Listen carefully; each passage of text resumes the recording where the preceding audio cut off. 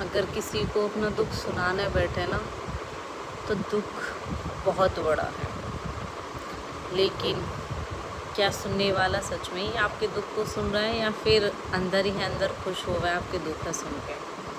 तो दुख भी वाकई में ही सोच समझ के किसी सुनाना चाहिए, क्योंकि हर कोई हमारा अपना ना होता। कहते हैं ना, ऐसे अपनों से गैर बढ़िया। ऐसे दुख शेयर करने से अंदर ही अंदर घुट घुट के जीना अच्छा है, बजाय उन लोगों को सुनाने की कि हमारे आगे सुन रहे और पीठ पीछे हंसी उड़ा रहे और उसी टाइम मन ही मन मुस्कुरा रहे। बेटा आप मेरे उससे रिचार्ज कर लो। उसने कर लिया तब मैं आई। ऐसी एक आंटी है, मुझे नहीं पता, वैसे तो खैर असौला में से ही किसी ने उनको मेरे बारे में बताया है। तो वो आंटी मेरे पास 1-2 दिन हो गए आई थी, तो मैंने भी थोड़ा, देखो झिझक तो होती ही है, क्योंकि आज के टाइम में हेल्प करने वाला बुरा बन जाता है बाद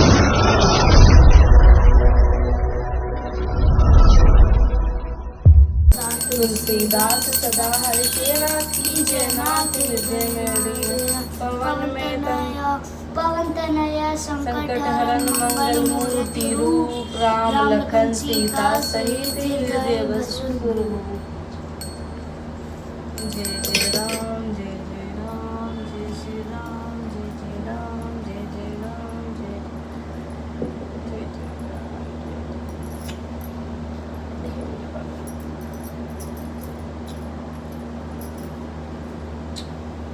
यूँ खूब अच्छा पढ़े लिखे, तंदुरुस्त रहे, लंबा हो जा, मोटा हो, खूब खुश रहे।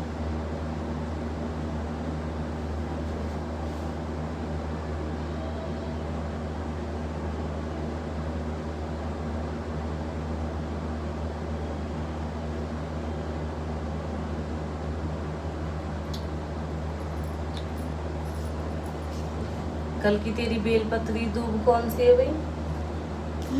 कौन सी है तेरी बेलपत्री दूब? मेरी बेलपत्री दूब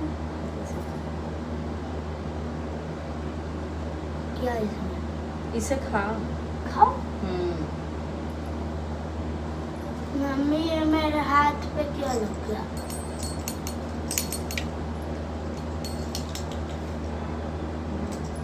यूँ मैं बताऊँ क्या लगा जो तेने इस पर टेका नहीं, इसका हुआ है। पी लेती हूँ चाय, क्योंकि बच्चों का लंच हो चुका है, फटाफट बस चाय पी लूँ। सब कुछ ऐसे ही फैला पड़ा है। कल से हम तो भूखे हैं, हमारे घर में सबका ही व्रत सा होगा, क्योंकि तया ना चढ़ा और बाहर को कुछ मंगाना पसंद ना करते। चाउमीन मंगाई मैंने, मना कर दी दक्ष ने, मम्मा कुछ नहीं। फिर मीठी सेमी बनाई, वो तो खाई लेकिन बाहर को ना खाया। सुबह भी मैंने इन्हें लंच में जवा बना के दिए, फिर शाम को वे दूध में बना दिए। इस तरीके से ऐसे पेट भरा इन्होंने। मैंने क्या आज तुम्हारी सजा है, क्योंकि नाग पंचमी थी तो उस दिन ऐसा माना जाता है कि तया नहीं चढ़ाते, और तया उस दिन चढ़ता ही नहीं है। तो ये नहीं था कि मॉर्निंग में, मैंने तो देखो दोनों टाइम का किया था कि मैंने सुबह से शाम तक कल तया ही नहीं चढ़ाया। मैंने बच्चों को लंच में जवा बना के दिए, फिर चावल चौके, फिर शाम को बाहर से कुछ मंगाया, उसके बाद फिर मीठे जवा बनाए।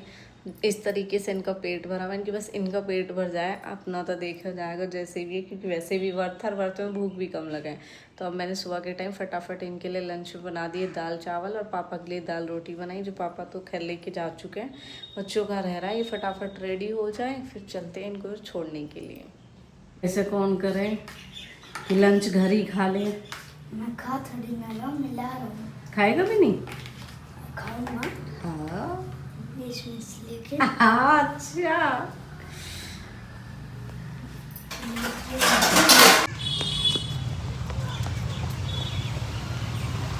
मैं आ चुकी हूँ, बच्चों को स्कूल छोड़ के चलते हैं घर पे।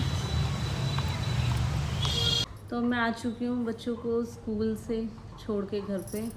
थोड़ी देर पार्क में रुकी, वहाँ का भी आज आपको सीन बताती हूँ। आज के टाइम में फ्रॉड इतना ज़्यादा हो रहा है कि लोग सच में ही अच्छे इंसान की भी हेल्प नहीं कर पाते, और भगवान तो पता नहीं मुझसे क्या ही चाहते हैं। मतलब मेरे पास ऐसे इंसान भेज दे जिसके लिए मैं मना ही ना कर पाऊँ। देखो पहली बात तो वो स्कूल स्टूडेंट था आज एक बच्चा, जो एनएससीसी में था और आज उनका कैंप था तो वो जा रहे थे कहीं, तो उसके फ़ोन में रिचार्ज था। वो सबसे पूछ रहा था कि आपके पास फ़ोन है, नेट है, मुझे रिचार्ज करना है। मेरा फ़ोन वहीं था, क्योंकि जब हम एक्सरसाइज वगैरह करते हैं पार्क में जाके तो फ़ोन को साइड में रख देते हैं, क्योंकि फिर फ़ोन गिर जाता है। मेरा फ़ोन तो एक बार गिर भी चुका है। फिर उस बच्चे को 2-3 ने मना कर दिया। फिर मैंने उसे अपने पास बुलाया, मैंने कहा बेटा मेरा फ़ोन रखा हुआ है बेंच पे, तो आप वो लेके आओ, मैं आपका फ़ोन कराती हूँ। शायद 10th-11th का बच्चा होगा वो। तो उसने कहा कि हाँ मुझे ना अपना फ़ोन रिचार्ज करना है। मैंने कहा कोई नहीं, मैं नेट ऑन कर देती हूँ, आप कनेक्ट करके अपना फ़ोन रिचार्ज कर लो। इस स्कैम से मुझे भी बहुत डर लगता है, पर फिर भी मैं देखो करा देती हूँ। अब मैंने लेकिन एक सीख ली है कि जो स्कूल स्टूडेंट होंगे या कोई ज़रूरतमंद हॉस्पिटल के टाइम पे ऐसा कुछ हुआ, मतलब ज़रूरतमंद होगा तो करा दूँगी। बाकी दिखने में पता चल जाता है कि हाँ कौन किसकी ज़रूरत है या नहीं है, ऐवे ही घूम रहे हैं। क्योंकि मेरे साथ एक स्कैम हुआ था एक बार, ये यहाँ पे छतरपुर मेट्रो स्टेशन के यहाँ पे एक लड़की आई, उसने मुझे आके बोला कि मुझे फ़ोन दिखाना। उस दिन पता नहीं भगवान ने कैसे ऑटोमेटिक, मैंने कहा मेरे फ़ोन में रिचार्ज नहीं है। मैंने 2 ही मिनट होंगे उसको पलट के देखा, वो मुझे दूर दूर तक कहीं दिखाई नहीं दी। उस दिन से मुझे थोड़ा डर लगता है फ़ोन को किसी की कॉल वॉल कराने में। बाकी आज एक बच्चा था, उसको मैंने देखा, उसको कोई फ़ोन देने के लिए एग्री नहीं था, बट मैंने कहा कोई नहीं बेटा आप मेरे उससे रिचार्ज कर लो। उसने कर लिया, तब मैं आई। ऐसी एक आंटी है, मुझे नहीं पता, वैसे तो खैर असौला में से ही किसी ने उनको मेरे बारे में बताया है।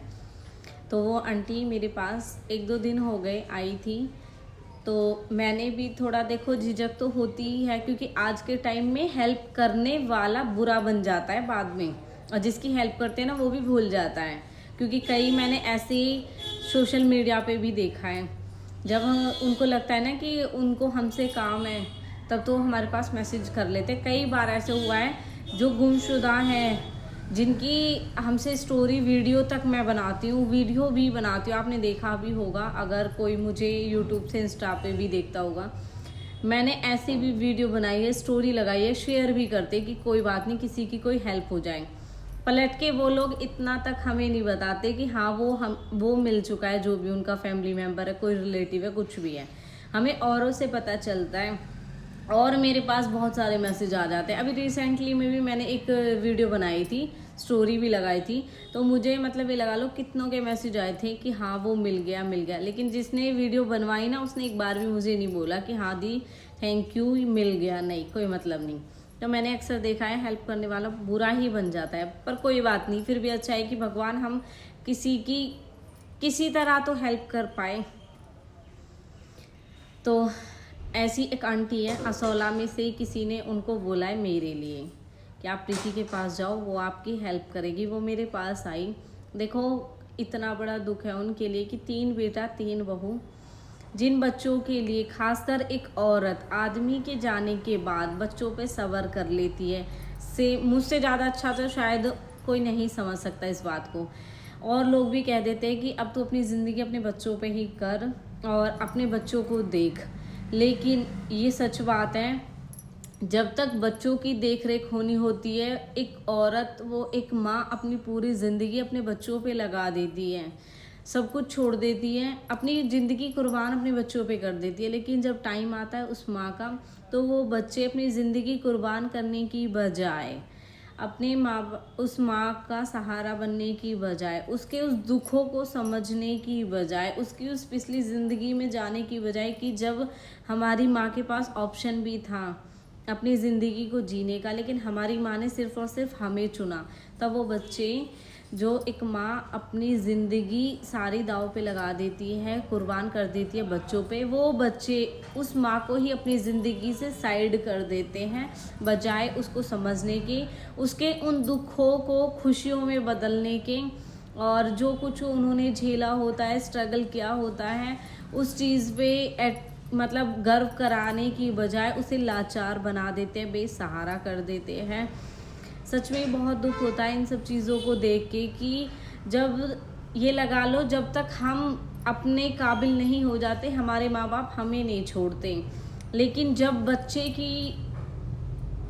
की जिम्मेदारी आती है ना, जब माँ बाप अपनी जिम्मेदारी नहीं उठा पाते, क्योंकि देखो एक टाइम के बाद जैसे जैसे एज बढ़ती है तो कहीं ना कहीं हमारा शरीर हमारा साथ देना छोड़ देता है और हम कुछ कर भी नहीं पाते। जो वर्किंग होते वो वर्क भी नहीं कर पाते, घर का भी काम नहीं कर पाते। तब वही औलाद उसे बेसहारा कर देती है और इतना लाचार कर देती है, दिखा देती है कि हाँ मतलब तुम हमारे ऊपर डिपेंड हो। वो अपनी एक बात भी, अपनी कोई इच्छा भी अपने बच्चों के सामने नहीं रख सकती। लेकिन क्या आपने सोचा है कि जब तक आप अपने बचपन से जवानी तक नहीं आ जाते, माँ बाप ही होते हैं जो तुम्हारी सारी इच्छाओं को पूरा करते, तुम्हारी सारी जिद को पूरा करते हैं, तुम्हें इस काबिल बनाते हैं कि तुम अच्छा पढ़ लिख के कुछ बनो, कुछ काबिल बन जाओ। और उन्हीं का एहसान हम भूल जाते हैं और अपनी दुनिया में अलग ही चले जाते हैं।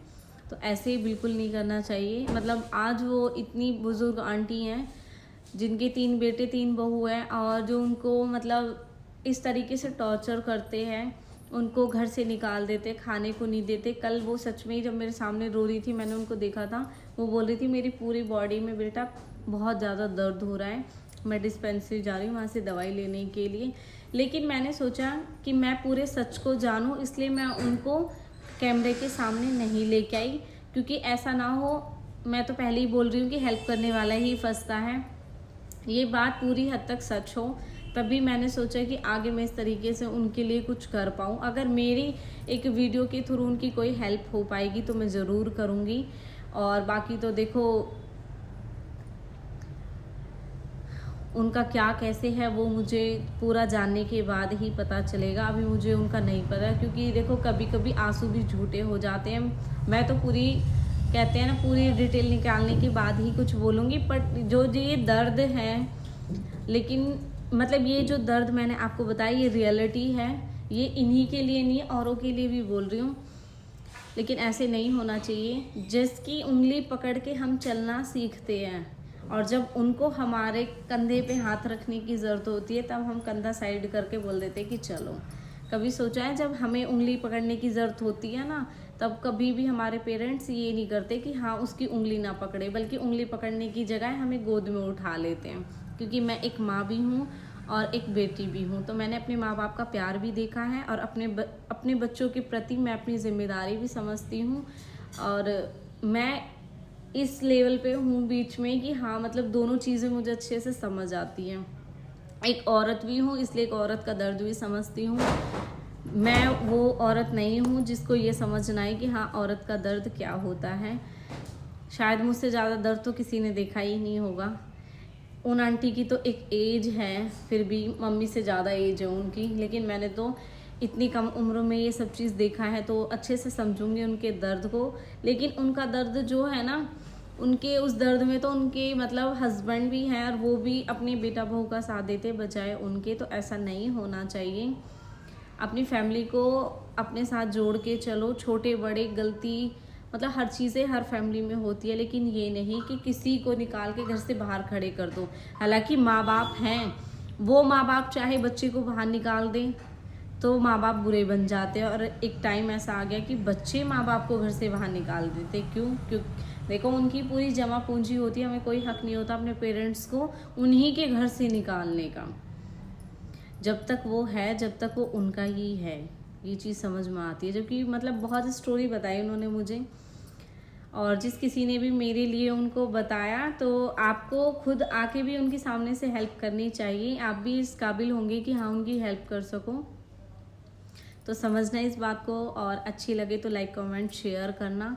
और अगर किसी के नॉन में ऐसा हो और उनको पता हो कि उन्होंने मेरे पास भेजा, तो एक बार प्लीज़ मुझे डायरेक्ट कांटेक्ट करें। और अगर आसपास से हो, जानते हो, तो एक बार मुझे आके बताएं कि हाँ वाकई में ही उनकी बात सच है या नहीं है। मुझे नहीं पता, लेकिन मैं सोच रही हूँ कि पूरी जानकारी मिल जाए। जिस किसी ने मेरे घर पे उनको भेजा है वो मुझसे मिले और मुझे पूरा सच बताए, जो मैं आगे हेल्प कर पाऊँ।